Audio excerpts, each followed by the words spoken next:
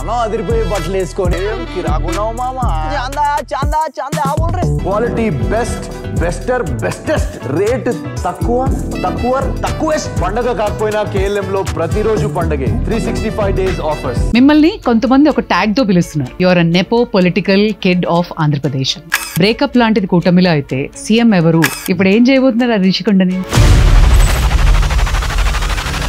నన్ను భరత్ కన్నా మూర్తి గారు మనవడు, సాంబశివరావు గారు మనవడు అనేది ఫస్ట్ గుర్తింపు వస్తుంది. ఇప్పుడు పెళ్ళైన తర్వాత బాలయ్య అల్లుడు. So these are all big advantages. It gives you a platform. ఆయన ఆలోచన మనకంటే ఒక 10 సంవత్సరాల ముందే. మీరు చూస్తున్న చేంజెస్ ఏంటి? Vizag as the IT fintech capital.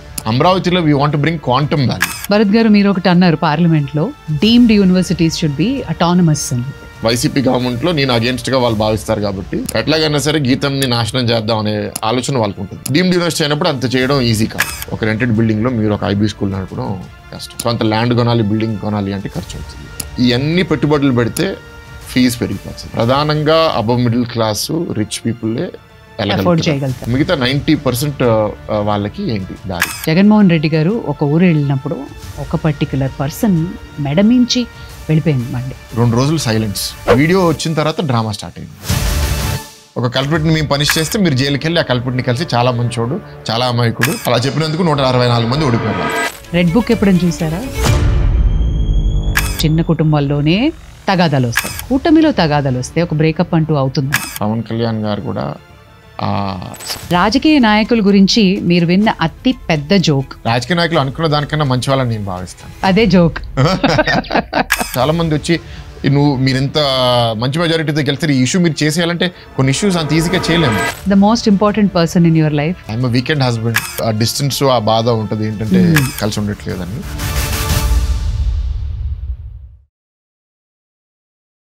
అందరికీ నమస్కారం. నేను మీ Bhargavi and welcome to the Bhargavi show unfiltered. ఈ రోజు మనతో ఉన్న గెస్ట్ ఒక యంగ్ పొలిటీషియన్, వాణిజ్యవేత్త, అలాగే మానవతా విలువలతో ఉన్నటువంటి వ్యక్తిత్వం. And we have member of parliament Shri Bharat garu. Welcome to my show. Thanks Bhargavi garu. ఎప్పుడు మిమ్మల్ని చూసినా చాలా కూల్ గా, ప్రశాంతంగా ఉంటారు, కానీ మీలో చాలా జరుగుతూ ఉంటాయి, అనాలిసిస్లు, స్ట్రాటజీలు అనిపిస్తాయి. But now starts the actual cinema. మిమ్మల్ని కొంతమంది ఒక ట్యాగ్ తో పిలుస్తున్నారు. Your a nepo political kid of Andhra Pradesh. నాకు ఈ అవకాశం అదృష్టం. ఇట్స్ నాట్ దట్ నేను ఏదో సాధించాను కాబట్టి నాకు ఈ అవకాశం వచ్చింది అని. Nepotism is there everywhere. Shop owner ఆ షాప్ తన కొడుకు ఇవ్వాలనుకుంటాడు. ఒక వృత్తిలో ఉన్న డాక్టర్ వాళ్ళ పిల్లలు డాక్టర్ అవ్వాలనుకుంటారు. So this is fine, this is how society works.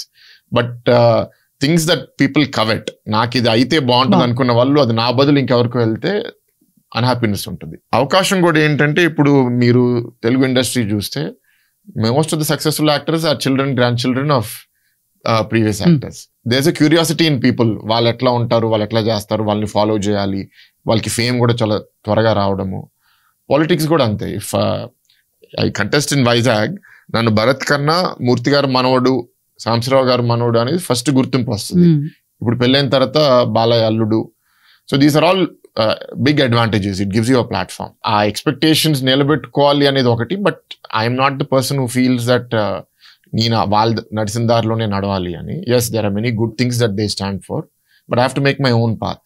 You being a politician and a business man, రెండిట్లో మిమ్మల్ని అడిగితే what are you? I would call myself a businessman now. On paper, I'm on many businesses today, family businesses. But pradhananga, most of my work goes towards education, Geetam, and Basatarakam Cancer Hospital. Both are non-profit trusts, and politics. So business lo I spend hardly less than 2-3% of my time. Adu kuda entante politics lo survive avalante chaala kashtam. So you need to spend money every month, you need to spend money elections appudu. So అది చేయకపోతే మనము బానిసలు అయిపోతాం. అది అవ్వాలని లేదు. Otherwise I'm not interested by business very much. Me entry ఎలా జరిగింది? ఫాదర్ సైడ్ మూర్తి గారి దగ్గర నేను ఎక్కువ పొలిటికల్ గా ఎక్స్పోజ్ అవ్వలేదు. ఎందుకంటే ఆయన ఎంపీగా లాస్ట్ 99 to 2004 చేశారు. సో అప్పుడు నేను ఇంకా కొంచెం యంగ్ ఏజ్. అప్పుడు నా వయసు 10 నుంచి 15 మధ్యలో ఉండింది. 2004 నుంచి 14 మధ్యలో ఇటువైపు మదర్స్ ఫాదర్ సాంబశివరావు గారు ఎంపీగా చేశారు 10 ఏళ్ళు. సో అప్పుడు నా ఏజ్ 15 to 25. సో ఆ 10 years పీరియడ్ లో చాలా ఎక్స్పోజర్ వచ్చింది. కాంగ్రెస్ గవర్నమెంట్, కాంగ్రెస్ ఎంపీ, దాని తర్వాత లాస్ట్ 1 year లో మినిస్టర్ కూడా అయ్యారు. సో ఆయనతో నేను చాలా టైం స్పెండ్ చేసేవాడిని. ఏలూరు కాన్స్టిట్యున్సీకి వెళ్ళేవాడిని, పార్లమెంట్ ఢిల్లీలో చాలా టైం స్పెండ్ చేసేవాడిని. పరోక్షంగా రాజకీయాలు చూడడం, అనుభవించడం అనేది నాకు కొత్త కాదు. చిన్నప్పటి నుంచి నేను అదే వాతావరణంలో నేను పెరిగాను. అండ్ ఏదో రోజు నేను కూడా ప్రజా జీవితంలో ఉండాలి అనే ఒక ఆలోచన నాకుంది. కానీ ఎంటర్ అవడం నేను ఆ లెగసీతో కన్నా ఇటువైపు ఫాదర్స్ లెగసీతో ఎందుకు ఎంటర్ అయ్యానంటే, ఒకటి కాంగ్రెస్ చచ్చిపోయింది, రెండు ideologically I'm more align to TDP because నేను ఎక్కువ డెవలప్మెంట్ ని నమ్మే మనిషిని. Next I'm a centrist in my thinking. నాకు ఎక్కువ కమ్యూనిజము, సోషలిజం ఐడియాలజీస్ అంత నాతో సింక్ అవ్వవు. I believe in a mix of capitalism and socialism which is there in TDP. So అక్కడ ఆ legacy was more important for me when I was entering into politics. So అది 2018లో enter అయినప్పుడు తెలుగుదేశంలో join అవ్వడం, తెలుగుదేశంలో పనిచేయడం అనేది అక్కడతో స్టార్ట్ అయింది. 19లో కూడా తేజు క్యాంపెయిన్ చేసింది, 24లో కూడా క్యాంపెయిన్ చేసింది. తను ఒకతే కాదు, చాలా మంది ఫ్యామిలీ మెంబర్స్ చేశారు. మా ఫ్యామిలీలో చాలా మందికి అనుభవాలు గతం నుంచి ఉన్నాయి కాబట్టి ఇది కొత్త కాదు. 19లో కూడా గెలుస్తాం అనుకున్నాము, దగ్గర దాకా వచ్చి ఓడిపోయాము. బట్ కంటిన్యూ అయ్యి మళ్ళీ ఇప్పుడు 24లో గెలిచాం. విద్య, వైద్యం, ఆరోగ్యం, సంక్షేమం, all these are primarily so important. వైద్యం విషయానికి వస్తే Basavatarakam cancer hospital one of the major in మన ఏషియాలో, and you being a member, Balayya Babu గారి గురించి ఆయన ఆలోచనలు ఎలా ఉంటాయి అసలు? Is very noble and emotional person. Noble ఏంటి అంటే పర్సనల్ స్వార్థం లేదు. చాలా మంది ఏంటంటే పెత్తన నాగరు ఉండాలనేది ఒకటి, రెండు ఆర్థికంగా కూడా ఇప్పుడు చాలా మంది హాస్పిటల్స్ పెట్టి చాలా ప్రాఫిటీరింగ్ చేస్తారు. బట్ ఇది ఒక నాన్ ప్రాఫిట్ హాస్పిటల్ అవడము, అండ్ దాంట్లో చైర్మన్ కూడా పూర్తిగా నమ్మడం వల్ల ఆర్గనైజేషన్ ఎఫిషియెంట్ గా నడపాలి, సర్ప్లస్ జనరేట్ చేయాలి. కానీ జనరేట్ చేసిన surplus furthering the goals of the organization. ఎట్లా అంటే అందుబాటులో క్యాన్సర్ ట్రీట్మెంట్ అందరికీ చేయడము, ఎవరికైనా అఫోర్డబిలిటీ లేకపోతే కొందరికి ఫ్రీగా ట్రీట్మెంట్ చేయడము, ఎక్కువ మందికి ట్రీట్మెంట్ చేయడం. గతంలో మాకు 300 బెడ్లు ఉంటే ఇప్పుడు 700 బెడ్లకి పెరిగాము. నెక్స్ట్ ఇమోషన్స్ ఏంటంటే మీరు అన్నట్టు పర్సనల్ సెలబ్రేషన్స్ కూడా హాస్పిటల్తో షేర్ చేసుకోవడం. ఆయన బర్త్డే అవనివ్వండి, అండ్ బికాస్ హాస్పిటల్లో తల్లిగారి పేరు మీద పెట్టడం వల్ల any occasion related to Basavatarakamma అక్కడికి వెళ్ళి సెలబ్రేట్ చేయడం, పేషెంట్స్ ని కలవడం, పిల్లల్ని కలవడం సినానిమస్ అయిపోయింది. బాలయ్య బసవతారకం అనేది సినానిమస్ అయిపోయింది ప్రత్యేకంగా గత 10 సంవత్సరాల నుంచి. దానివల్ల మాకు అదనంగా మార్కెటింగ్ చేయాలి, బ్రాండింగ్ చేయాలనేది పెద్ద అవసరం లేదు. చాలా హాస్పిటల్స్ ఏంటంటే they indulge in lot of unethical practices. మాకు పేషెంట్స్ తీసుకుంటారంటే మీకు ఇంత డబ్బులు ఇస్తాం, మేము ఎవరికి ఏమి చేయం, మేము ఎక్కడ పెద్ద పెద్ద హోర్డింగ్స్ ఎక్కడా పెట్టము, అంతా వర్డ్ ఆఫ్ మౌత్ నుంచే మొదలు. So whatever little visibility we want, majority మాకు బాలకృష్ణ గారి ద్వారా వచ్చేస్తుంది. So which is very very good for us. We save a lot of money on marketing. Unethical practices ఏమీ చేయక్కర్లేదు, ఎవరికి కమిషన్స్, కిక్ బ్యాక్స్. ఇప్పుడు మీరు ఎంపీ అయిన తర్వాత ఇంకా కొంచెం క్యాన్సర్ రీసెర్చ్ ఏమైనా పెరిగే అవకాశం ఉందా? ఆంధ్రాకి తీసుకొస్తున్నారా? We're opening a new campus in Amaravati. ఇవాళ ఆంధ్రప్రదేశ్ ప్రభుత్వం మాకు 14 నుంచి 19లో ల్యాండ్ ఇచ్చారు, 15 ఎకరాలు. మేము ఇంకో 10 ఎకరాలు అప్పుడు అడిగాము. మాకు ఆ 10 ఎకరాల్లో 6 ఎకరాలు అలాట్ చేశారు. టోటల్ 21 acres ఇప్పుడు బసవతారకం హాస్పిటల్ కి అమరావతిలో ఉంది. దాంట్లో we want to build a world class cancer research and treatment hospital. అది కన్స్ట్రక్షన్ త్వరలో స్టార్ట్ అవుతుంది, ఈ టర్మ్ లోనే పూర్తవుతుంది. యంగ్ థాట్ ప్రాసెస్ పాలిటిక్స్ లో రావడం వల్ల మీరు కానీ, ఒక రామ్మోహన్ నాయుడు కానీ, వీళ్ళందరి వల్ల ఒక రైవలరీ ఉందా, ఒక మ్యూచువల్ గా కలిసి పనిచేసే అట్మాస్ఫియర్ ఉందా? ఇండివిజువల్ టు ఇండివిజువల్ ఉంటుందండి. మనకి పర్సనాలిటీలో మనకి ఈర్ష్య ఎక్కువ ఉంది అనుకోండి, అప్పుడు రైవలరీ ఆటోమేటిక్ గా పెరుగుతుంది. సమాజంలో ఛాలెంజెస్ చాలా ఉన్నాయి, ఆ ప్రాబ్లమ్స్ డీల్ చేయడానికి ఏ ఒక్కరూ సరిపోరు. వేల మంది, లక్షల మంది పనిచేసినా సరే we cannot change society over night. So when there is ample opportunity for you to work, why should you feel that competition? But competition is good in the sense that it drives you to do better. ఇప్పుడు నేను ఎట్లా, ఇప్పుడు some of the key leaders ఎవరైతే నేను I look up to them, వాళ్ళు బాగా చేస్తారు అనుకుంటాను, వాళ్ళని నేను సోషల్ మీడియాలో ఫాలో చేస్తాను, వాళ్ళ యాక్టివిటీ ఫాలో చేస్తాను. వాళ్ళు ఏదైనా చేస్తే మనం కూడా చేద్దాము, మనం కూడా దాని నుంచి ఇన్స్పైర్ అవుదాము అనేది ఉంటుంది. So that is constantly learning. So that is a belief in all aspects of my life, that you surround yourself with successful people and you surround yourself with people who inspire you. ఎవరి నుంచి అయితే నువ్వు నేర్చుకుందాం అనుకుంటున్నావో వాళ్ళు నీ చుట్టూ ఉంటే నువ్వు కూడా వాళ్ళ నుంచి నేర్చుకుని ఇంప్రూవ్ అవుతూ ఉంటావు. So that is, I don't know if you call it competition, but I like to be surrounded by inspiration. ఎక్కువ మంది ప్రజలు ఏంటి అంటే మంచివాడు అని కొంత ఆలోచిస్తారు, ఎక్కువ ఆలోచన నాకేంటి అని ఆలోచిస్తారు, మనకేం చేస్తాడు. అండ్ మా పార్టీలో కూడా ఏదైనా లోపాలు ఉంటే, కూటమిలో కూడా ఏదైనా లోపాలు ఉంటే సరిదిద్దుకోవాలి. We cannot relax. It's not easy. ఎందుకంటే ఎక్స్పెక్టేషన్స్ ఇక్కడ ఉన్నాయి, రియాలిటీ ఇక్కడ ఉంది. ఆ ఎక్స్పెక్టేషన్స్ మీట్ అవ్వాలంటే ఇప్పుడు నేను 5 లక్షల ఓట్లతో గెలిచాను, చాలా మంది వచ్చి మీరు ఎంత మంచి మెజారిటీతో గెలిచారు, ఈ ఇష్యూ మీరు చేసేయాలంటే కొన్ని ఇష్యూస్ అంత ఈజీగా చేయలేము. ఇది చేయడం కష్టం అంటే వాళ్ళు స్వీకరించకపోతే అది ఆ ఎక్స్పెక్టేషన్ మేనేజ్ చేసుకోవాలి. It's not easy. వాళ్ళ నుంచే ఆన్సర్స్ కూడా తీసుకుంటారు కదా. టైం స్పెండ్ చేస్తే చాలా వరకు పీపుల్ కొంత అర్థం చేసుకోగలుగుతారు, కానీ ఆ టైం కూడా మనం స్పెండ్ చేయాలి. We need to be with people. But always అండి, మీరంటే ఒక రాజకీయ బ్యాక్గ్రౌండ్ లో ఉన్నారు. ఎలక్షన్స్ ముందు మనకు వస్తాయి పోర్ట్ఫోలియోస్, ఒక్కొక్క క్యాండిడేట్ వాళ్ళ ఆస్తిపాస్తులు, వాళ్ళ క్రైమ్ రేటు అంతా. అన్ఫార్చునేట్లీ ఇండియాలో ఏంటంటే క్రైమ్ పరంగా ఎవ్రీ నేత has a very bad track record.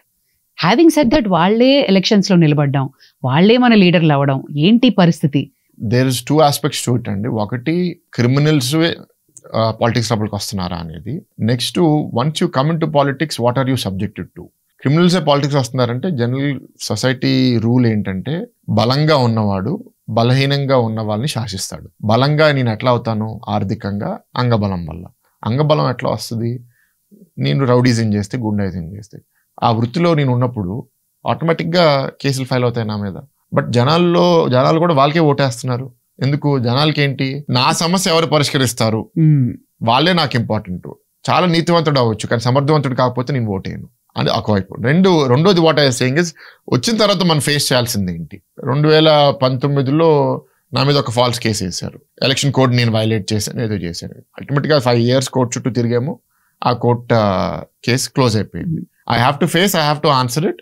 And అది రిజాల్వ్ అయ్యేదాకా నేను I have to go to courts. ఇంకా నాకు అది దానికి you are for one case you are going, but the so called leader has so many cases. ఒక్క రోజు కూడా కోర్టుకి ఎందుకు రావట్లేదు? Who is protecting him? సమాజంలో పవర్, డబ్బులు can buy you lot of influence.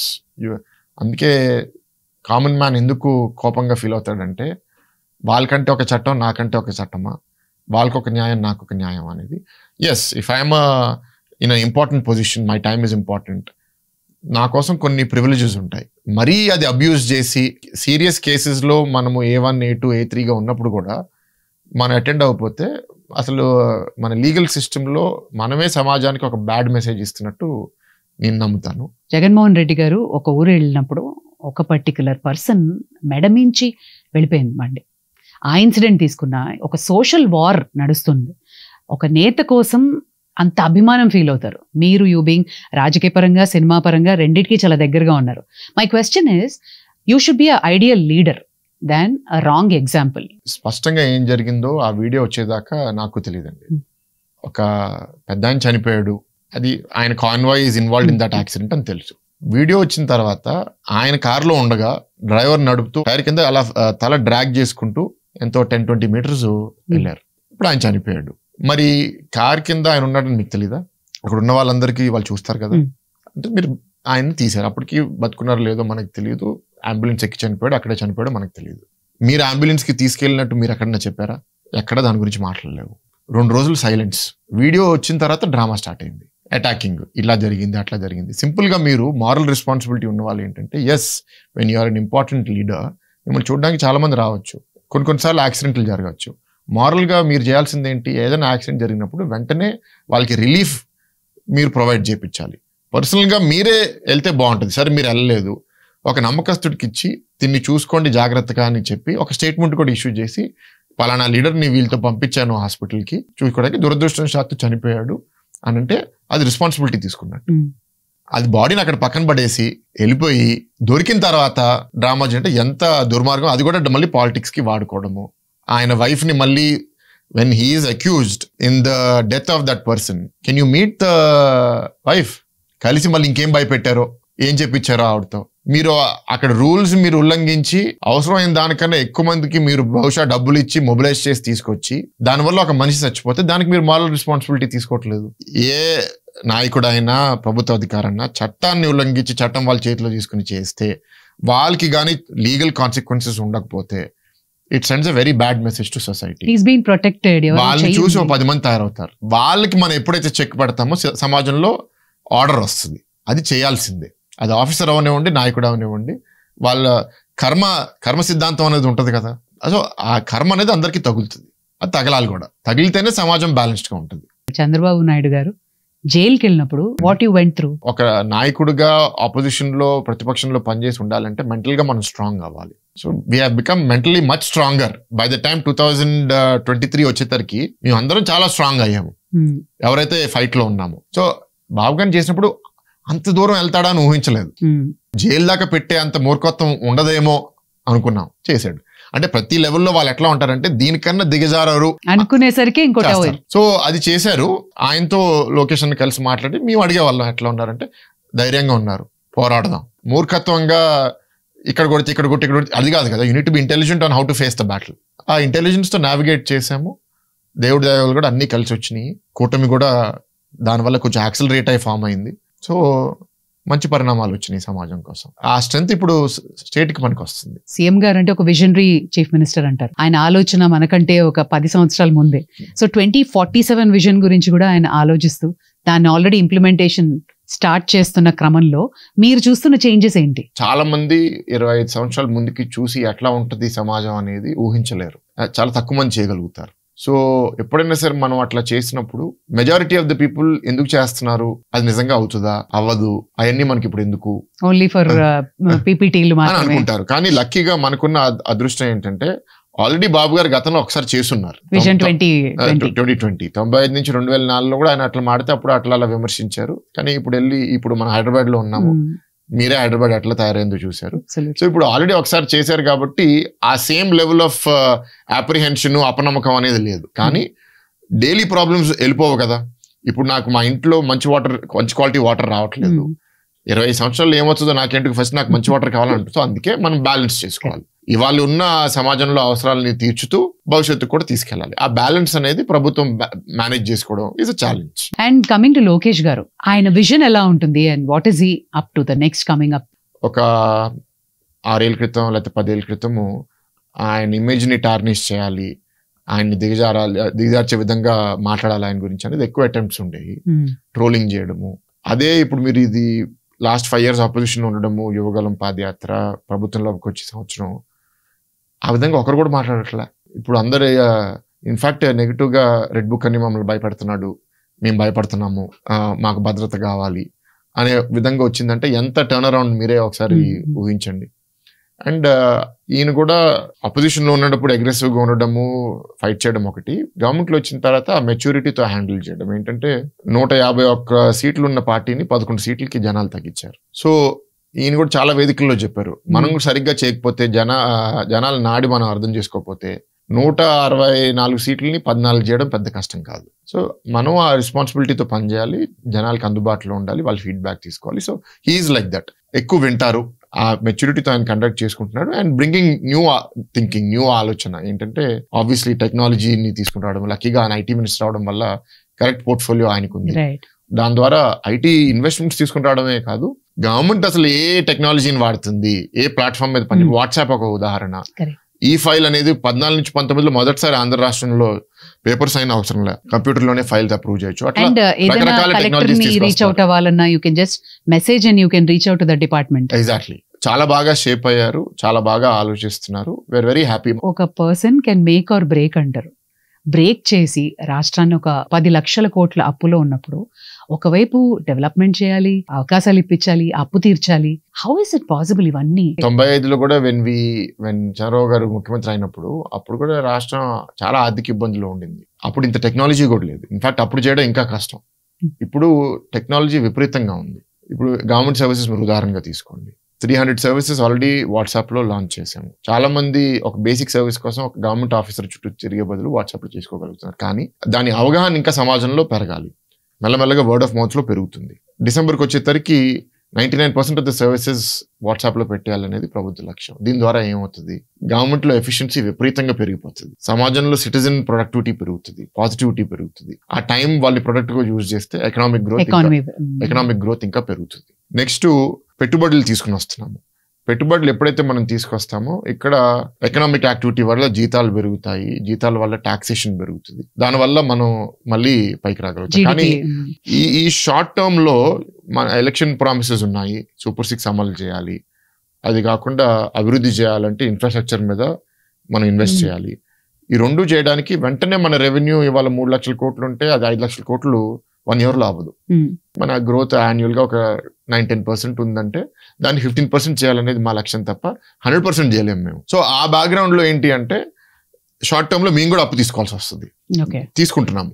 కానీ ఆ తీసుకున్న అప్పులో టోటల్ ఎక్స్పెండిచర్ లో క్యాపిటల్ ఎక్స్పెండిచర్ ఎంత పెడుతున్నాము, సంక్షేమ పథకాల మీద ఎంత ఖర్చు పెడుతున్నాము. ఇప్పుడు capital expenditure from last year to this year almost 70% పెరిగింది. 40,000 కోట్లు మనం అభివృద్ధి కార్యక్రమం అంటే ఇన్ఫ్రాస్ట్రక్చర్ డెవలప్మెంట్ మీద మనం ఈ సంవత్సరం ఖర్చు పెట్టబోతున్నాము. అది ఎప్పుడు లేదు 5 సంవత్సరాల్లో వైసీపీ ప్రభుత్వంలో. ఎందుకు ఖర్చు పెడుతున్నాము? అది వాళ్ళు పెట్టుబడి పెడితే భవిష్యత్తులో దానికి 10 రెట్లు మనకి ఆదాయం వస్తుంది. సో షార్ట్ టర్మ్ లో ఇట్ ఇస్ అ సఫరింగ్. ఈ సఫరింగ్ మనం ఎట్లా సర్వైవ్ అవుతున్నాము? కేంద్ర ప్రభుత్వం మనకు ఆదుకుంటుంది. మనం బీజేపీతో ఎందుకు మనం కూటమి ప్రభుత్వంలో ఉన్నాము అంటే ప్రధానంగా ఇవాళ కేంద్ర ప్రభుత్వం సహాయం లేకుండా రాష్ట్రాన్ని మనం నడపలేము. ఏ మేజర్ ప్రాజెక్ట్ అయినా ఉన్నా, అది పోలవరం అవనివ్వండి, అమరావతి అవనివ్వండి, వైజాగ్ మెట్రో రైల్ అవనివ్వండి, అన్నిటికీ మాకు కేంద్ర ప్రభుత్వం సహాయం ఉంటేనే చేయగలుగుతాం. ఎందుకంటే రాష్ట్రంలో ఉన్న ఆదాయం మేము తీసుకున్న అప్పులతో ఇవన్నీ చేయలేం. సో ఆ సపోర్ట్ కేంద్రం నుంచి పూర్తిగా ఉండడం అనేది మనకు ఒక బ్లెస్సింగ్ ఇవాళ. అందుకే ఇవాళ 3 పార్టీలు కలిసి రాష్ట్రాన్ని దాని కాళ్ళ మీద నిలబట్టాలనే లక్ష్యంతో పనిచేస్తున్నాము. ఐ థింక్ ఇన్ అబౌట్ 29 కల్లా చాలా ఇంప్రూవ్ అవుతుంది.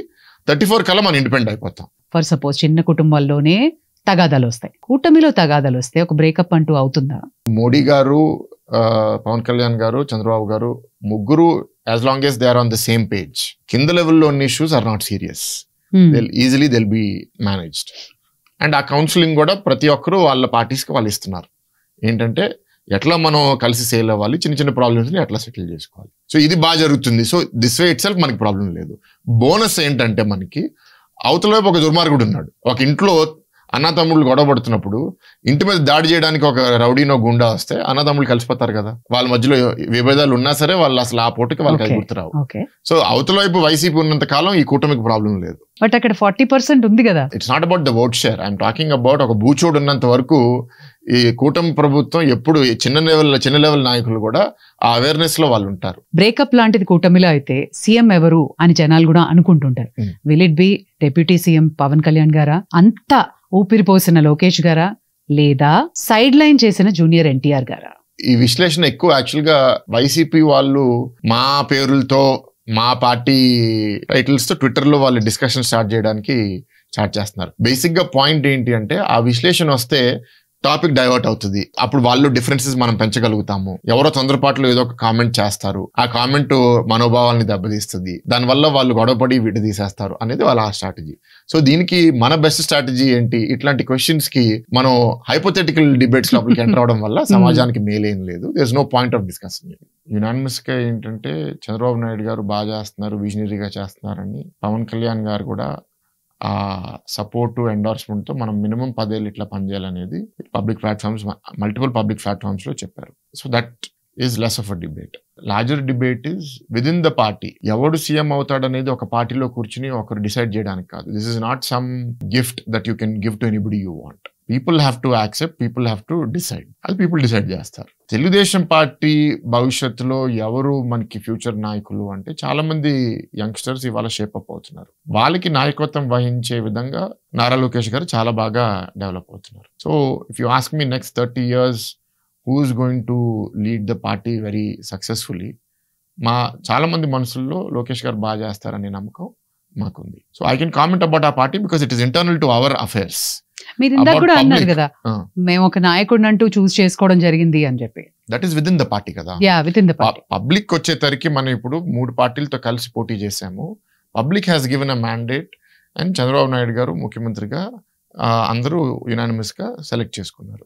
What the future will hold అనేది after 10 years, that is too speculative at this point. At this point ఏంటంటే టీఆర్పీస్ తెచ్చుకోవడానికి, ప్రత్యేకంగా వైఎస్ఆర్సీపీ వాళ్ళకి వాళ్ళ విభేదాలు సృష్టించడానికి పనికొస్తుంది తప్ప it will not serve any other purpose. వాళ్ళ పాలనలో వాళ్ళు చేసిన నవరత్నాలు కానీ, సూపర్ 6 కానీ, ఇవి రెండు కాంగ్రెస్ వాళ్ళ ఆలోచనలోంచి వచ్చినటువంటి మ్యాండేటే కదా. You look at the US government, far more advance than us.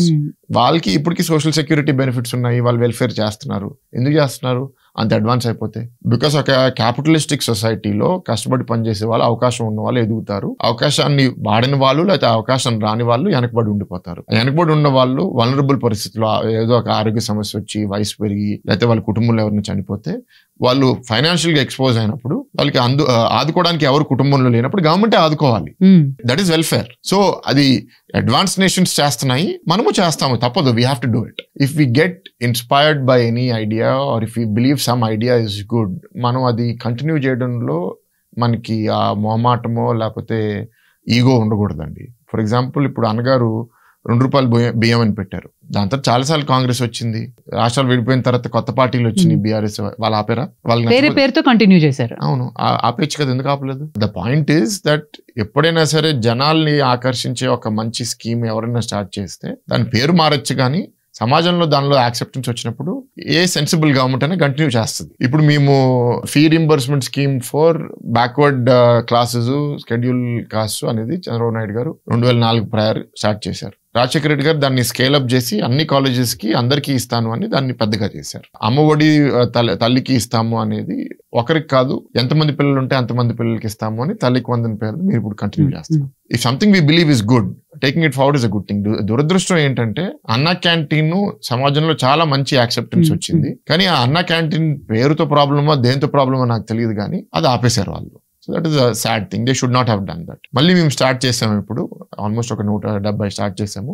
Response is very good. జనాలకి ఒకటి అలవాటు అయిన తర్వాత, పర్టికులర్ గా close to poverty, below poverty ఉన్న వాళ్ళకి మనం డెవలప్మెంట్ చేయాలి, వాళ్ళని చదివించాలి, ఉద్యోగాలు తీసుకుని రావాలి. కానీ when they are dependent on welfare for livelihood, welfare ni nenu overnight zero cheseste, that is not healthy for the state. We are not criticizing them for doing welfare, we are criticizing them for not doing development. So that we are doing now, we are balancing both. YSRCP ప్రభుత్వం పేదవాళ్ళని help చేయడానికి కాదు, పేదవాళ్ళని శాశ్వతంగా పేదరికంలో ఉంచడానికి వాళ్ళు పనిచేస్తున్నారు. మేమేం చెప్తామంటే పేదల్ని ఆదుకుంటూ మిమ్మల్ని ఎట్లా అభివృద్ధి చేయాలి. ఇప్పుడు P4 అనే ప్రోగ్రామ్ ఎందుకు స్టార్ట్ చేసాం మేము? సమాజంలో ఉన్న వెల్దియస్ట్ 10% వాళ్ళకి ఒక సోషల్ ఆబ్లిగేషన్ ఉండాలి, వాళ్ళ కుటుంబ సభ్యులకి మిత్రులకే కాదు, బాటమ్ 20% ఆఫ్ ద పీపుల్ ని కూడా వాళ్ళు అప్లిఫ్ట్ చేయాలని P4 ప్రోగ్రామ్ స్టార్ట్ చేసాం. అంటే పబ్లిక్ ప్రైవేట్ పీపుల్ పార్ట్నర్షిప్. ఇప్పుడు ఈ మ్యాపింగ్ ఇప్పుడు ప్రస్తుతం మేము చేస్తున్నాము. బాటమ్ 20% ని బంగారు కుటుంబాలను పిలుస్తున్నాము, టాప్ 10% వాళ్ళని మార్గదర్శీస్ అని పిలుస్తున్నాము. ఇప్పుడు మార్గదర్శకుల్ని మనం బంగారు కుటుంబాలతో మ్యాపింగ్ చేసి ఒక్కొక్కరు మీరు ఒక 10 ఫ్యామిలీలకి హెల్ప్ చేస్తారా, 5 ఫ్యామిలీస్కి హెల్ప్ చేస్తారు, కొందరు 1000 ఫ్యామిలీస్కి హెల్ప్ చేస్తారు. You adopt and you uplift them so that వాళ్ళు శాశ్వతంగా పేదరికంలో ఉండకూడదు. అది మా ఆలోచన. ఇప్పుడు రేవంత్ రెడ్డి గారు and Chandrababu Naidu garu, they are mutual friends, they were working together. ఇక్కడ కొన్ని పథకాలు వర్కౌట్ అవ్వాలి. సో అలాగే ఆంధ్రాలో కూడా అవి పతనం అయ్యే అవకాశం ఏదైనా ఉందా? అమలైన దాంట్లో పెన్షన్ డిస్ట్రిబ్యూషన్ ప్రతి నెల 1వ తారీఖు రాష్ట్ర వ్యాప్తంగా ప్రతి ఎమ్మెల్యే, ఎంపీ, ముఖ్యమంత్రి గారితో సహా జనాలకి వెళ్ళి పెన్షన్ ఇస్తున్నాము. రియాక్షన్ వేర్ సీయింగ్ కదా, ఎక్స్ట్రీమ్లీ పాజిటివ్. 4000 అనేది ఎవరు ఊహించలేదు. వైసీపీ పెన్షన్ 2000ని 3000 చేయడానికి 5 సంవత్సరాలు తీసుకున్నారు. ఫస్ట్ ఇయర్లో 250 రూపాయలు పెంచారు. మేము ఇన్స్టెంట్లీ డే 1 3000ని 4000 చేసాము. So that is beneficiaries are over 65 lakhs or 66 lakhs. పాపులేషనే మనకి 5 కోట్ల జనాభా, 60 లక్షల మందికి పెన్షన్ వస్తుంది అంటే ఆ హౌస్ హోల్డ్ లో 2-3 ఉంటే automatic we are already touching 2 crore people.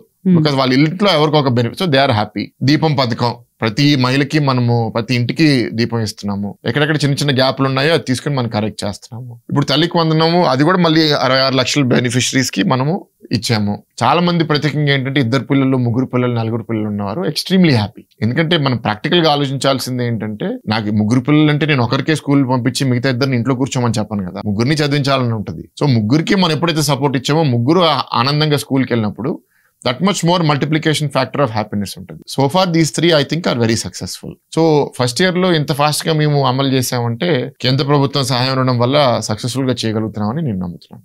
మొత్తం నిధులన్నీ అమరావతికి వస్తే వేరే డిస్ట్రిక్ట్ కానీ ఎలా డెవలప్ అవుతుంది అని? ఎలక్ట్రానిక్స్ మ్యానుఫ్యాక్చర్ చేయాలి. we're sending to Chittoor, Tirupati. you want to do heavy industry manufacturing, Kurnool, Anantapur. you want to do aquaculture, agriculture, east west Godavari.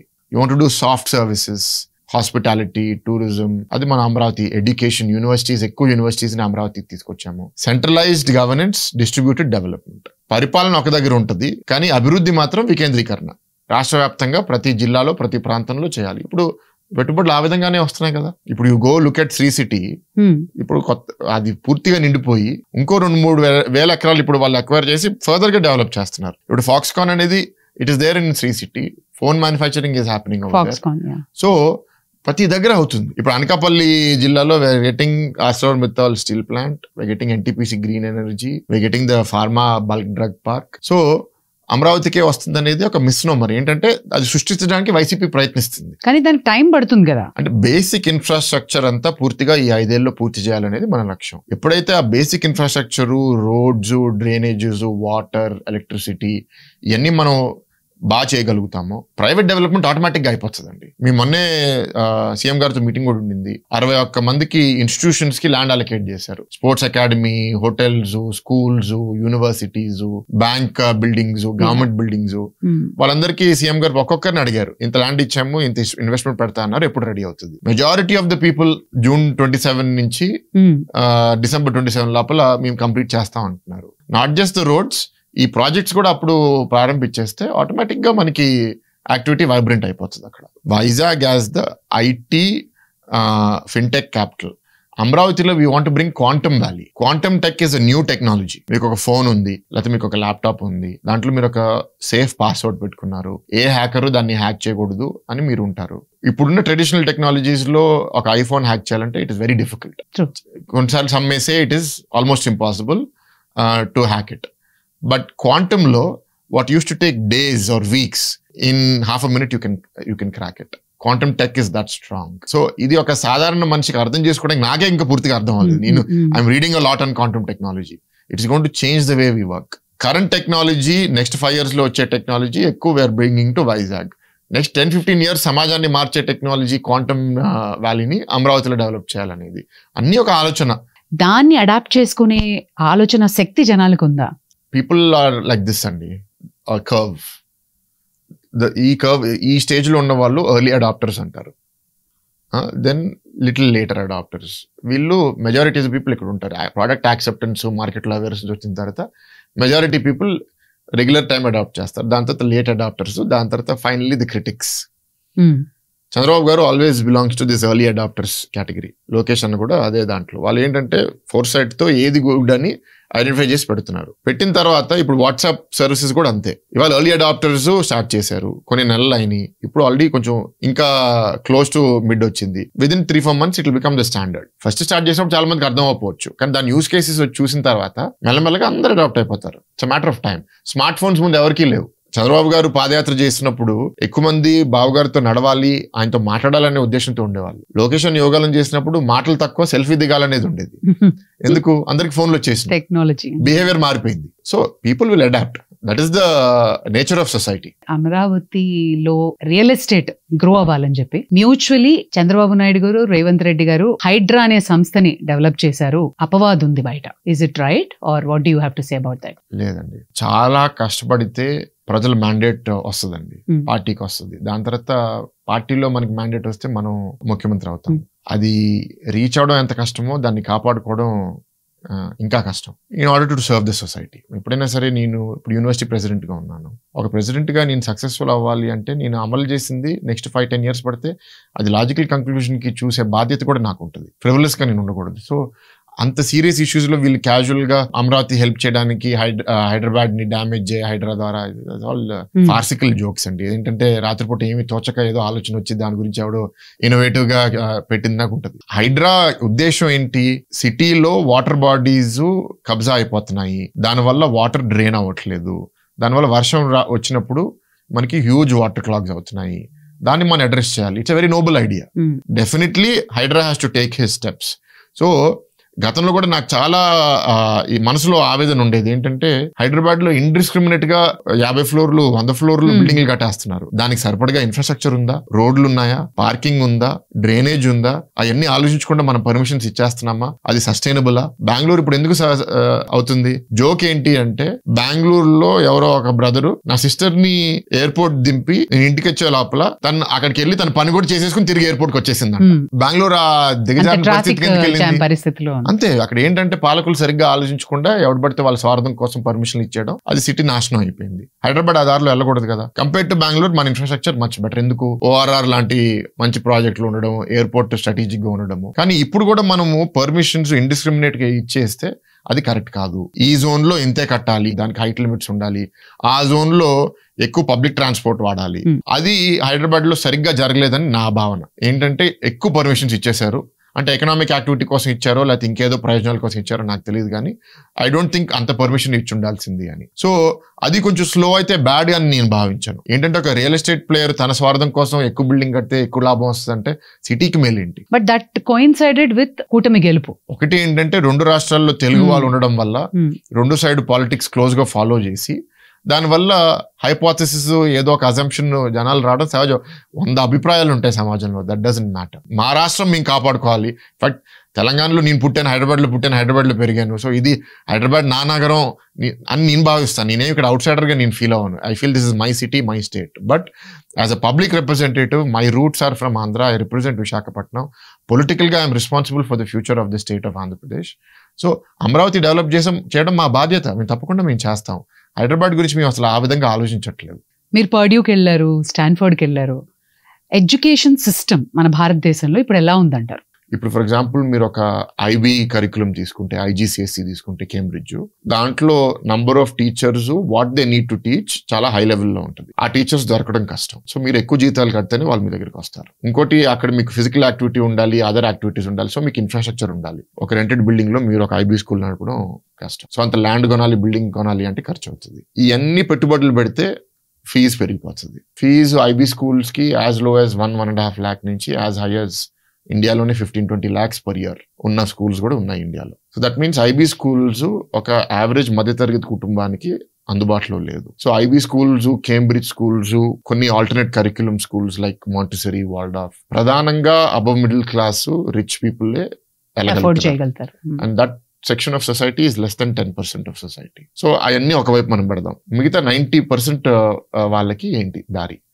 వాళ్ళకి ఉన్న అవకాశాలు ఏంటి అంటే గవర్నమెంట్ స్కూల్స్, ప్రభుత్వ స్కూల్స్, లేకపోతే private state curriculum schools, state syllabus schools, లేకపోతే ప్రైవేట్ లో అండ్ CBSE స్కూల్స్. ప్రధానంగా ఈ 3 ఆప్షన్స్ వాళ్ళకి ఉంటాయి.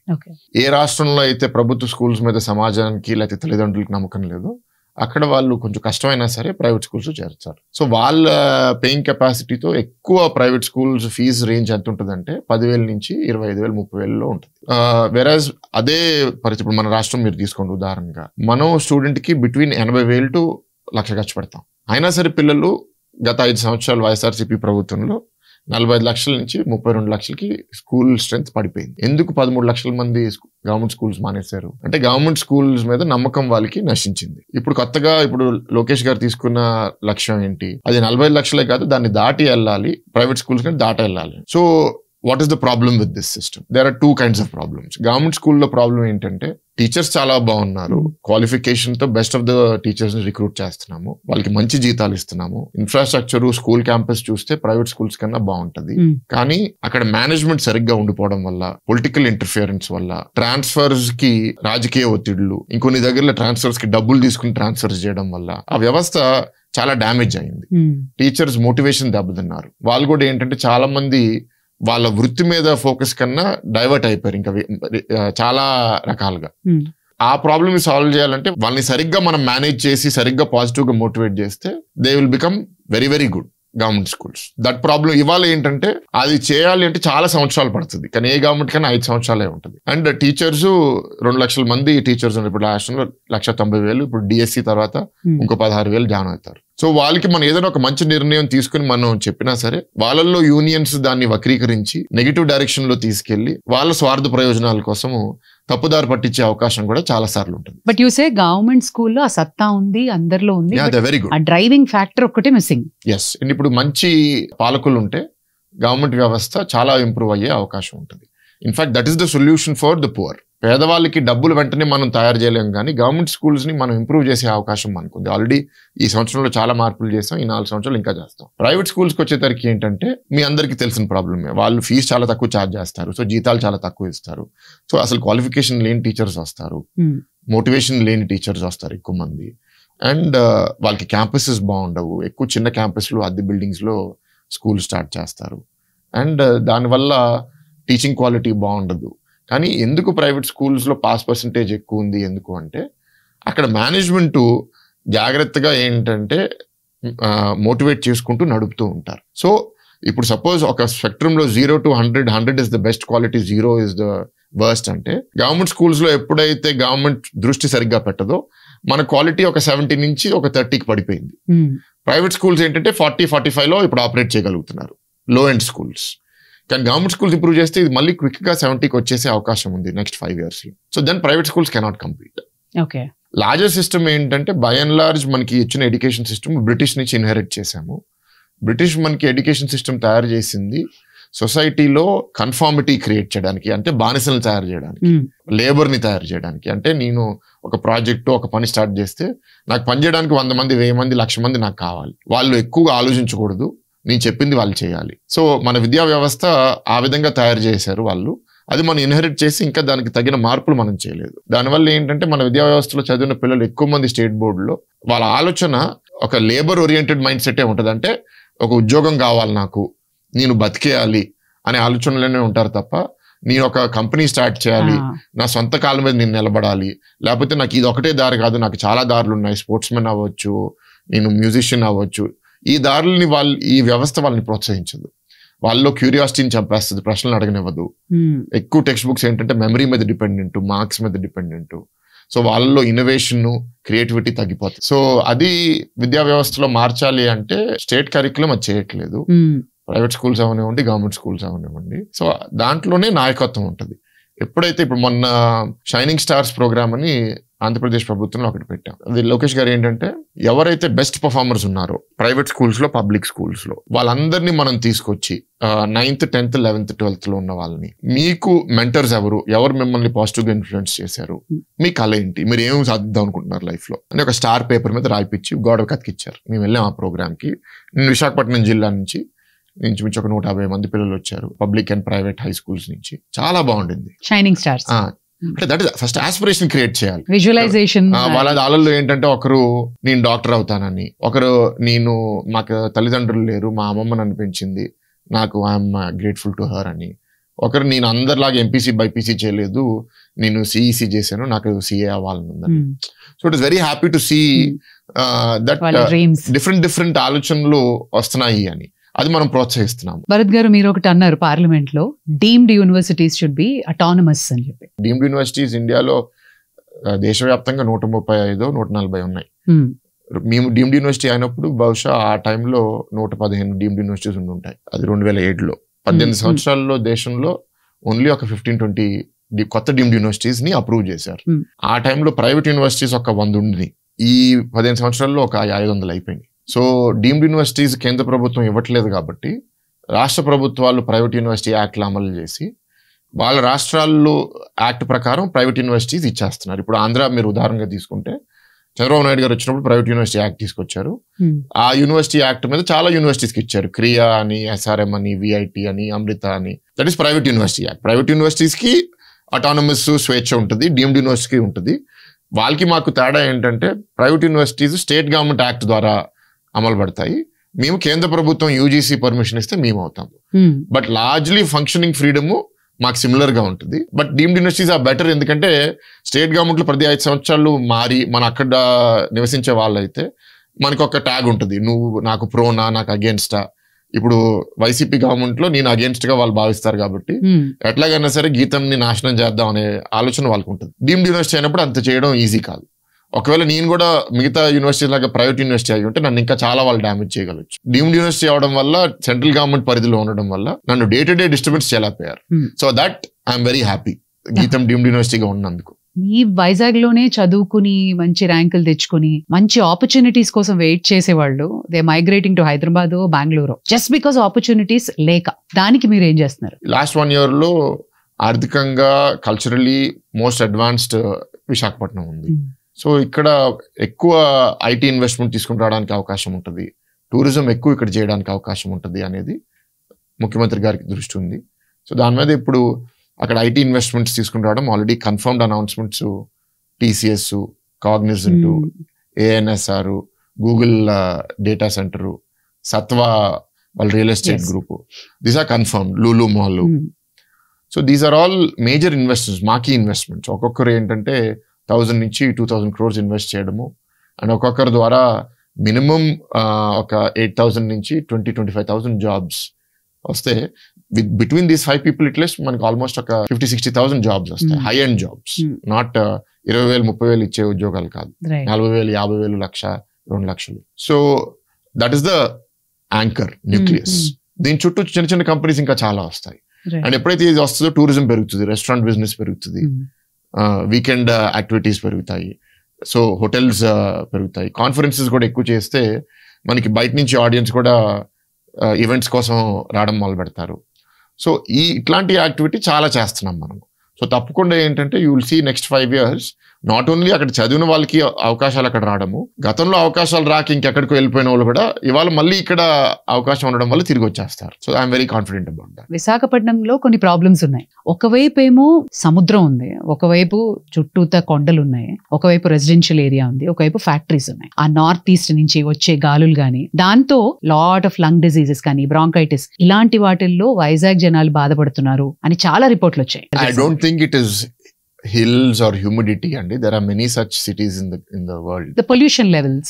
ఇప్పుడు పొల్యూషన్ ప్రధానంగా ఏంటంటే పోర్ట్ వల్ల వచ్చేది, వైజాగ్ పోర్ట్, గంగవరం పోర్టు, దాని తర్వాత స్టీల్ ప్లాంట్, కొన్ని మేజర్ ఇండస్ట్రీస్ కూడా జింక్ అని, ఎల్జీ పాలిమర్స్ అని చాలా ఉన్నాయి. మెల్లమెల్లగా ఏంటంటే ఇప్పుడు ఈ గవర్నమెంట్ ఎస్టాబ్లిష్మెంట్స్ కొన్ని డిఫంక్ట్ అయినా షట్ డౌన్ అయిపోయినాయి. Private establishments, polluting industries city దగ్గర ఆగిపోతున్నాయి, కొంచెం దూరంకి వెళ్తున్నాయి. విశాఖపట్నం పోర్టు, గంగవరం పోర్టు కూడా pollution standards have improved significant. అలానే జీరో అవ్వలేదు, ఎందుకంటే ఇప్పటికీ కోల్ హ్యాండ్లింగ్ అవుతుంది, ఇప్పటికీ కోల్ డస్ట్ వస్తుంది, but it has come down significantly. చాలా వరకు తగ్గింది. బెస్ట్ ప్రాక్టీసెస్ చాలా ఇంప్లిమెంట్ అయినాయి. చిన్నప్పుడు నేను మా తాత ఇంటికి వెళ్ళినప్పుడు పైన ఫస్ట్ ఫ్లోర్కి వెళ్ళి నడుస్తుంటే కాళ్ళు ఇలా తీస్తే నా కాళ్ళు నల్లగా ఉండేది, బికాస్ ఆ కోల్డ్ డస్ట్ వచ్చేది కాబట్టి. ఇప్పుడు నా ఇంట్లో ఇప్పుడు దాకా వన్స్ కూడా హ్యావ్ నాట్ ఎక్స్పీరియన్స్డ్. ఇమ్మీడియట్ గా పోర్ట్ చుట్టుపక్కల ఉన్న వాళ్ళకి ఇంకా కొంత ఇబ్బంది ఉండొచ్చు, కానీ ముందుట్లాగా 5 kilometers 10 kilometers దూరంలో కూడా కోల్డ్ డస్ట్ ఫ్లై అయ్యి ఇల్లుల్లో సెటిల్ అవడం అనేది చాలా వరకు తగ్గిపోయింది. So it is improving, definitely it will keep improving even more. ఎప్పుడైతే మనం ప్రతి 50 kilometers ఒక పోర్టు రాష్ట్రంలో పెట్టాలనే లక్ష్యంతో ముఖ్యమంత్రి గారు పనిచేస్తున్నారు, ఇంక్రీజింగ్ ఏంటంటే dirty material handling like coal and all will start moving to the other ports also. ఇక్కడ జీరో అవ్వదు, బట్ ఇక్కడ తగ్గుతుంది, మిగతా పోర్ట్స్ కి పెరుగుతుంది. సో పొల్యూషన్ ఇంకా తగ్గిపోతుంది ఫర్దర్ గా. వైజాగ్ స్టీల్ ఫ్యాక్టరీ కానీ, రైల్వే జోన్ కానీ, ఇప్పుడు దానికి ఒక సొల్యూషన్ వచ్చింది కదా, రెండింటికి వచ్చినాయి కదా. కానీ ప్రభుత్వం ఇచ్చిన కమిట్మెంట్ ని మేము ఆల్రెడీ నెరవేర్చుకున్నాం. స్టీల్ ప్లాంట్ ని కాపాడుతామన్నాము. 11,440 కోట్లు ఆల్రెడీ కేంద్ర ప్రభుత్వం కేటాయించింది. దాంట్లో 1,000 కోట్లు ఆల్రెడీ స్టీల్ ప్లాంట్కి ఇవ్వడం జరిగింది. 1 furnace ఆపరేషనల్, అది కూడా పూర్తి కెపాసిటీతో లేని పరిస్థితి నుంచి ఇవాళ 3 furnaces ఆన్ అయినాయి. అండ్ మొన్నటిదాకా 2 furnaces greater than 100% కెపాసిటీలో నడుస్తున్నాయి. ఆపరేషనల్ ప్రాఫిట్ వచ్చింది. ఈ లోన్స్ నష్టాలని తీర్చుకోవడానికి చాలా టైం పడుతుంది, కానీ ప్లాంట్లో పనిచేసే కుటుంబాలకి ఏంటి అంటే ఈ దారి అంత ఈజీగా లేదు. చాలా ప్రెషర్ ఉండడం వల్ల పేమెంట్స్ టైంకి అవ్వకపోవడము, జీతాలు కూడా కొంత డిలే అవ్వడము, ఇవన్నీ ఉన్నాయి. సో నాతో కూడా కార్మికులు కలుస్తూ ఉంటే చెప్తాను, కాపాడే బాధ్యత మాది. ఆ విధంగా ఇంత డబ్బులు గత 10 సంవత్సరాలుగా ఎవడే వల్ల ఇప్పుడు మనం తీసుకొచ్చాం. సో ఆ నమ్మకం ఉంది వాళ్ళకి మన మీద. కానీ ఏంటంటే ఈ ట్రాన్సిషన్ పీరియడ్ పెయిన్ఫుల్ గా ఉంది. ఎప్పుడైతే ఆపరేషనల్ ప్రాఫిట్ ఇంకా బాగా పెరుగుతుందో, జీతాలు కూడా మనము టైంకి ఇవ్వగలుగుతామో పూర్తిగా అందరికి. ఎందుకంటే ఇట్స్ సెంట్రల్ గవర్నమెంట్ ప్లాంట్. నేను కూడా ఏంటంటే మేము అక్కడున్న CMDకి ఈ ప్రాబ్లం వచ్చింది, ఆ ఫీడ్బ్యాక్ ఇచ్చింది. ఇప్పుడు ఏదన్నా 1,000 కోట్లు ఇవ్వాలి, 10,000 కోట్లు ఇవ్వాలంటే కేంద్ర ప్రభుత్వము, ఫైనాన్స్ మినిస్టరు, ప్రైమ్ మినిస్టరు, ముఖ్యమంత్రి గారు మాట్లాడతారు, మేము మా రిప్రజెంటేషన్స్ చేస్తాం అవుతుంది. కానీ డే టు డే ఇష్యూస్ లో రోజు వెళ్ళి CMD ఇది చేయి, CMD అది చేయి అంటే వాళ్ళు కూడా మా మాట ఎందుకు వింటారు? వాళ్ళకి ఒక బాధ్యత ప్రభుత్వం ఇచ్చింది. ఆ బాధ్యత వాళ్ళు నెరవేర్చడానికి వాళ్ళు కొన్ని నిర్ణయాలు తీసుకోవాలి. ఆ నిర్ణయాలు తీసుకునేటప్పుడు మీరు అందరి అభిప్రాయాలను కన్సిడర్ చేసి తీసుకోమని మేము ఒక సలహా ఇవ్వగలుగుతాము, కానీ వాళ్ళ కుర్చీలో కూర్చొని మేము చేయలేం కదా. ఎందుకంటే ఒక ఎంపీగా నాకు I have responsibility for 25 lakh people. I need to do job for all of these. అది స్టీల్ ప్లాంట్. రైల్వే జోన్ ఎన్నో సంవత్సరాల నుంచి దాన్ని పరిష్కరించలేదు. ఈ సంవత్సరంలో రైల్వే జోన్ అనౌన్స్ అయ్యింది. వాల్టేర్ డివిజన్ ని రీటైన్ చేస్తామని కూడా కమిట్ అయ్యారు. మాకు జనరల్ మేనేజర్ జోన్ కి మొన్నటిదాకా లేకపోతే జనరల్ మేనేజర్ కూడా ఇచ్చారు. So we're making steady progress. Railway వాళ్ళు they are very happy. Vizag కి విషయానికి వస్తే క్రైమ్ రేట్ కానీ, నార్కోటిక్స్ కానీ, భూ కబ్జాలు కానీ విపరీతంగా జరుగుతున్నాయి. అంటే జనంలో భయం పోయిందా లేదా ఒక నమ్మకం తగ్గిందా? What is it? 19 to 24 చాలా దిగజారిపోయింది. బికాజ్ యదా రాజా తదా ప్రజ. పాలకుడే పట్టించుకోకపోతే, పాలకుడే ప్రోత్సహిస్తే ఇంకా ప్రజలు ఎట్లా తయారవుతారు? ఆ sitting MLC in the earlier term వాళ్ళ డ్రైవర్ ని చంపేశాడంటారు. బాడీ కార్లో దొరికింది. That person is alleged to be involved in the drug trade, but no action. మర్డర్కి నో యాక్షన్, డ్రగ్ ట్రేడ్కి no action. Multiple times we have caught ఇంత గంజాయి దొరికింది, నో యాక్షన్. వాళ్ళ మెంబర్స్, రూలింగ్ పార్టీ మెంబర్స్ అప్పుడు అసలు కంప్లీట్ పిన్ డ్రాప్ సైలెన్స్. ఈ సంవత్సరం వచ్చిన తర్వాత వాళ్ళందరూ వచ్చి బయటకు వచ్చి మాట్లాడుతారు. అంటే 5 సంవత్సరాలు అప్పుడు డ్రగ్స్ లేవా, మరి అప్పుడు ఎందుకు మాట్లాడలేదు మీరందరూ? దురదృష్టం ఏంటంటే డ్రగ్స్ ఎట్లాంటి ప్రాబ్లం అంటే అది ఉట్టి నీకు లేకపోతే తనకి అనేది కాదు. డ్రగ్స్ ఒకసారి సమాజంలో ఎంటర్ అయితే అందరి ప్రాబ్లం అది. ఎందుకంటే మన ఇంట్లో కూడా పిల్లలు ఉంటారు, వాళ్ళు స్కూల్స్కి వెళ్తారు, వాళ్ళు కాలేజ్కి వెళ్తారు, ఎవడో ఒకటి ఫ్రెండ్ ఎవడో చేస్తాడు, వీళ్ళకి అలవాటు చేస్తాడు, మన ఇంటికి కూడా చేస్తుంది drugs. So it is a public menace, it is not a matter of political targeting. పాలకుల బాధ్యత ఏంటి అంటే ఎప్పుడైతే మనం దాంట్లో ఇన్వాల్వ్ అవుతామో, ఎప్పుడైతే పాలకుడు దాన్ని పట్టించుకోడు, రాజకీయ నాయకులు దాంట్లో డబ్బులు సంపాదించాలని ఇన్వాల్వ్ అవుతారో, పోలీసులు దాంట్లో ఇన్వాల్వ్ అవుతారో, సమాజం భ్రష్టు పట్టేస్తుంది. ఇప్పుడు మీరు చూస్తే పంజాబ్లో ఆమ్ ఆద్మీ పార్టీ గెలవడానికి ఒకటే ఒక కారణం, మేము రాష్ట్రాన్ని డ్రగ్ ఫ్రీ చేస్తామని ఒకే ఎజెండాతో వాళ్ళు గెలిచారు. ఎందుకు అంటే ముందు పాలకులు అది చేయలేదు, వాళ్ళు కొమ్మకి అయిపోయారు డ్రగ్స్ వాళ్ళతో అనే ఒక నమ్మకంతో ప్రజలు వాళ్ళని ఓడించేశారు. ఇవాళ మేము వచ్చిన తర్వాత మేమేం చెప్తున్నాము, నో టాలరెన్స్. ఇప్పుడు మేము డ్రోన్స్ తో సహా ఎక్కడైనా గంజాయి పండిస్తున్నారంటే డ్రోన్స్ పంపించేసి కాల్ చేస్తున్నాం. మా కమిషనర్ ఆఫ్ పోలీస్ తో మొన్నే రివ్యూ చేసాం, ఏంటి వాట్ ఈస్ ద స్టాటస్. మన దగ్గరే కాదు అసలు మన రాష్ట్రంలో ఎక్కడెక్కడ గంజాయి కల్టివేషన్ అవుతుంది అంటే మన రాష్ట్రంలో 95% తగ్గిపోయిందండి. అసలు మన దగ్గర కల్టివేషన్ అవ్వట్లేదు. నేబరింగ్ స్టేట్స్ లో అయ్యి బార్డర్స్ నుంచి ఇన్ఫిల్ట్రేట్ చేస్తున్నారు, అది కూడా మనం ఎట్లా కంట్రోల్ చేయాలని చూస్తున్నాము. నెక్స్ట్ ఒక ప్రాబ్లం ఏంటంటే రైల్వేస్ లో కూడా తీసుకొస్తున్నారు. కార్ అంటే మనం హైవేస్ లో చెక్ పెట్టి మనం ఆపచ్చు. రైల్వేస్ అనేది అది రైల్వే పోలీస్ కింద ఉంటుంది. సో రైల్వేస్ లో చాలా, ఇప్పుడు ఎయిర్పోర్ట్స్ అంటే మనం బ్యాగేజ్ స్కిన్నింగ్ చేస్తాము, దాంట్లో డ్రగ్స్ ఉంటే పట్టుకుంటాము, అంత ఈజీ కాదు. రైల్వేస్ లో బ్యాగేజ్ స్క్రీనింగ్ ఎవడు చేస్తాడు? గంజాయో కోకేనో ఏదో పెట్టేసి నేను బ్యాగ్లో తీసుకొచ్చేస్తే రైల్వేలో ఇక్కడ స్టేషన్ దాకా రాక్కర్లే, స్టేషన్ ముందే దూకేయచ్చు బయటికి. when we are in the government, the police needs to think like a criminal and we need to catch them. So ఇప్పుడు దానికోసమే we formed a new body called Eagle. And we are going to take a very serious action on distribution of drugs, on consumption of drugs. But distribution is far more serious. Consumption ఏంటనేది ఇప్పుడు పిల్లలు చేస్తున్నారంటే జీవితాంతం ఒక ఎవడో వాళ్ళకి అలవాటు చేశారు కాబట్టి జీవితాంతం వాళ్ళని మనం పనిష్ చేయలేం కదా, సోర్స్ ని పెట్టుకోవాలి కదా. కరెక్ట్. కన్జ్యూమర్స్ ని మనం ఏంటంటే వాళ్ళని కౌన్సిల్ చేయాలి. ప్రత్యేకంగా పిల్లలు, యువత ఉంటే వాళ్ళ భవిష్యత్తుని మనం నాశనం చేయకూడదు. దురదృష్టవశాత్తు వాళ్ళకి అలవాటు అవుతే వాళ్ళకి మనం ఫస్ట్ డీ అడిక్షన్ చేయడము.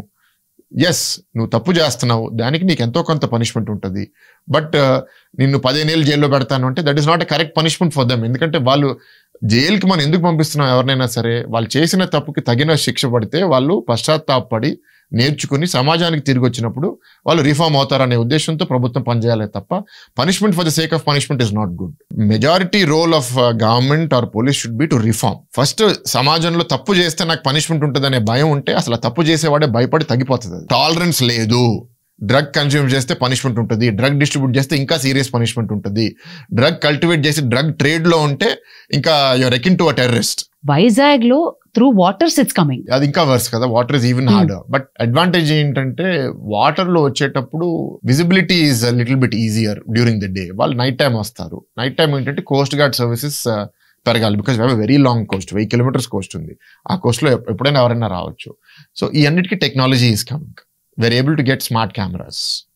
And these cameras ఏంటి అంటే they are sensing land activity, water activity. Unauthorized vehicle or unauthorized person చేస్తుంటే we can easily catch them. In fact, విశాఖపట్నంలో we're looking at making the entire city smart. ఇప్పుడు ఏం చేయబోతున్నారు ఆ రిషికొండని? తలగొక్కున్నాం ఇంకోటి ఏంటంటే ఏం చేయాలనేది. ఎందుకంటే హారబుల్ గా కట్టారు, అది ఒక హోటల్ కి సూటబుల్ కాదు, కన్వెన్షన్ సెంటర్ కి సూటబుల్ కాదు, ఒక ఇంటికే సూటబుల్.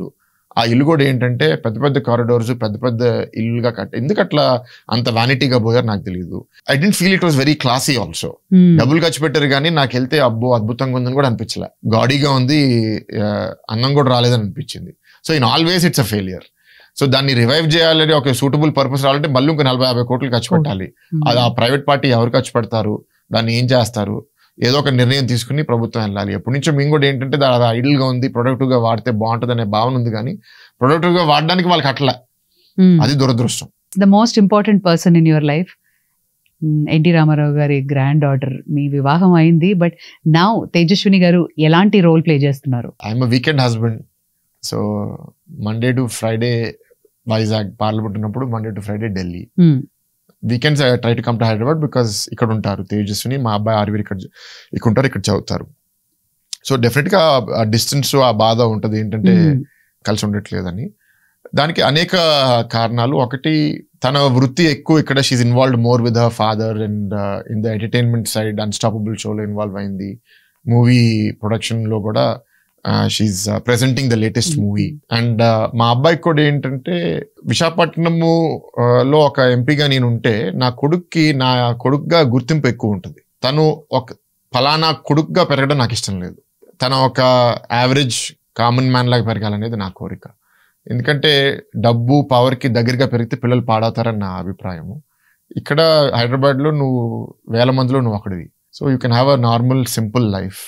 నా అబ్బాయికి నా వల్ల డ్యామేజ్ అవ్వకూడదు అనేది నా ఆలోచన. సో మా తాతలు కూడా ఎప్పుడు మాకు పవర్ చూపించలేదు, నేను కూడా మా అబ్బాయికి చూడకూడదు అనేది నా కోరిక. సో అది ఒక కారణం తనకి ఉండడానికి. సో తన వృత్తి ఇది. ప్లస్ తన కజిన్స్ అందరూ, మా ఫ్యామిలీలో నా కజిన్స్ పిల్లలందరూ తను కలిసి స్కూల్కి వెళ్తున్నారు. వైజాగ్ లో నాకు అలా డైరెక్ట్ కజిన్స్ పిల్లలు ఎవరు లేరు. సో వాడిని ఒంటరివాడు చేయాలని కూడా లేదు. సో నాకు ఇబ్బందే వీళ్ళు దూరంగా ఉండడం అనేది. కానీ it's a sacrifice and it's a balance that we're trying to do. తన సొంత లైఫ్ లో she last couple of years మీరు చూసినట్టు షీఈ్ గెటింగ్ మోర్ ఇన్వాల్వ్డ్ వాళ్ళ ఫాదర్స్ కెరియర్ లో and in the entertainment side. So అది ఇంకా కంటిన్యూ అవ్వాలని కోరుకుంటున్నాను. ఎందుకంటే she enjoys that side. She a very creative artistic person and very talented. Actually acting లో ఎంటర్ అయి ఉంటే she would have been a very good actress because she's very good at expressions or dancing or acting or all of that. So let's see what time holds for her. All the very best. Thanks. And quickly we'll do a one rapid fire. Yeah. One word answers. ఒకే ఒక మాటలో మీ రాజకీయ ప్రయాణం. Responsibility. రాజకీయ నాయకుల గురించి మీరు విన్న అతి పెద్ద జోక్. రాజకీయ నాయకులు అనుకున్న దానికన్నా మంచి వాళ్ళని నేను భావిస్తాను. అదే జోక్. విశాఖలో మీరు ఒంటరిగా గడపాలనుకునే ప్రదేశం ఏంటి? అట్లే ఉండదండి. నేను రాత్రి ప్రతిరోజు నాకు ఒక 2-3 hours ఒంటరిగా ఉంటే నేను ఆలోచించుకుని ఈ రోజు ఏం జరిగింది, రేపు ఏం జరగాలని చేస్తాను. కానీ జనరల్ గా నన్ను వదిలేస్తే నేను 7 రోజులు పనిచేస్తాను. నాకు వీకెండ్ ఇలా చేయాలి, లేకపోతే ఈ స్పాట్కి వెళ్ళి కూర్చోవాలనే ఆలోచన నాకు ఉండదు. లేటెస్ట్ గా మీరు చూసిన బాలయ్య బాబు గారి సినిమా? అన్ని సినిమాలు చూస్తాను. So I have seen Daaku Maharaj and I have enjoyed movie. నేను లేటెస్ట్ గా చూసిన సినిమా F1 సినిమా, చాలా బాగుంది. I liked it. నైస్.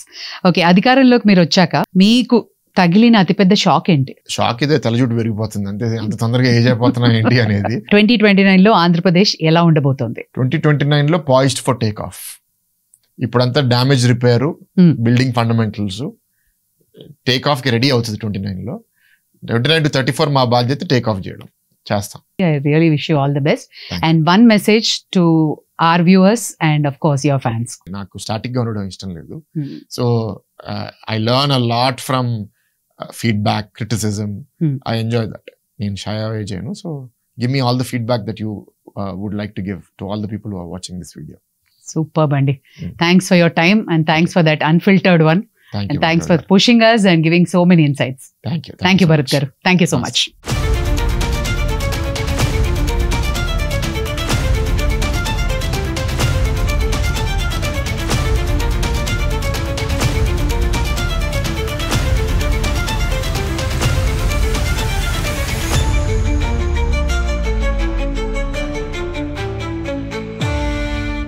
మనం అదిరిపోయే బట్టలు వేసుకొని కిరాకున్నావు మామా.